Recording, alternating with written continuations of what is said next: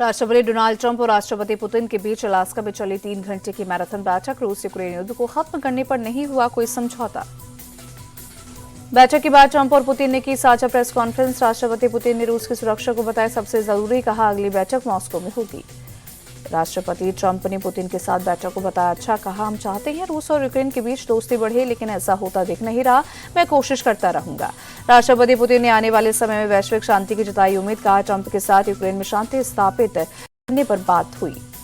राष्ट्रपति ट्रंप ने अलास्का के एंकोरेज में मिलिट्री एयरपोर्ट पर किया राष्ट्रपति पुतिन का स्वागत। प्लेन से उतरते ही दोनों राष्ट्रपति ने गर्मजोशी से हाथ मिलाए। राष्ट्रपति पुतिन के स्वागत के लिए अलास्का एयरपोर्ट पर अमेरिका के B-2 बॉम्बर ने भरी उड़ान। एयरपोर्ट पर भी मौजूद थे B-2 बॉम्बर और F-22 फाइटर जेट। पुतिन के साथ बैठक से पहले ट्रंप ने विमान में पत्रकार से बातचीत में अपना रुख किया साफ, अगर बातचीत अच्छी नहीं रही तो मैं बाहर निकल आऊंगा। एंकोरेज में ट्रंप और पुतिन की वार्ता के दौरान यूक्रेन समर्थकों ने किया प्रदर्शन। ट्रंप और पुतिन को बताया वॉर क्रिमिनल, कहा वॉर क्रिमिनल समझौता नहीं कर सकते। मुंबई में बीती रात जोरदार बारिश, कुर्ला और चेंबूर इलाके में भरा पानी। गांधी मार्केट में सड़कें नाले में हुई तब्दील, गाड़ियों की आवाजाही में हुई मुश्किल। मुंबई में बारिश के बाद मिलन सबवे में भरा पानी, गाड़ियों की रुकी आवाजाही, लोगों की बड़ी परेशानी।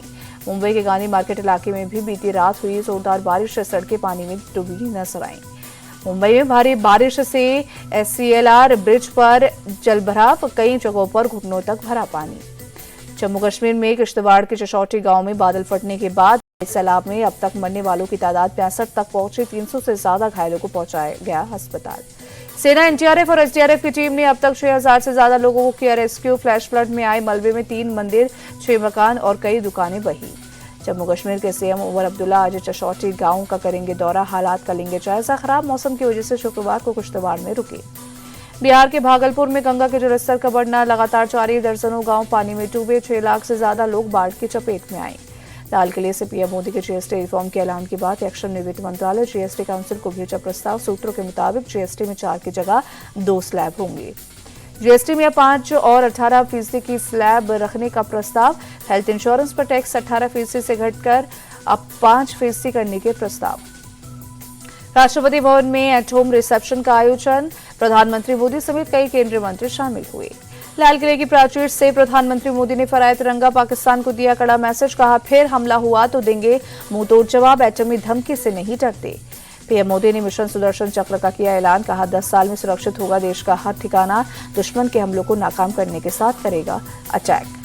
सिंधु जल समझौते को PM मोदी ने अन्यायपूर्ण बताया, कहा यह एक तरफा समझौता मंजूर नहीं, अब खून और पानी एक साथ नहीं बहेगा।